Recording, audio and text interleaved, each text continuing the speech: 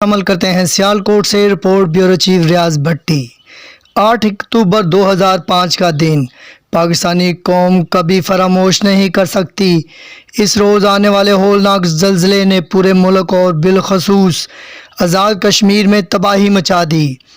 یہ پاکستان میں قومی آفات کے آگاہی دن سے منسوخ کر دیا گیا۔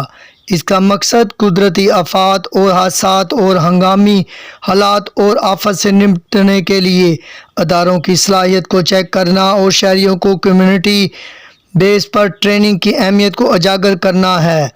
آگاہی واک کی قیادت کرتے ہوئے کہی general assistant revenue Abdul Hai Bhatti, D O emergency Naveed Iqbal, coordinator disaster management centre کیو ان حسن، ماہر تعلیم عاشق حسین صدیقی کے علاوہ سول ڈیفنس کے رضاکار اور 1122 کے اہلکار بھی اس موقع پر موجود تھے۔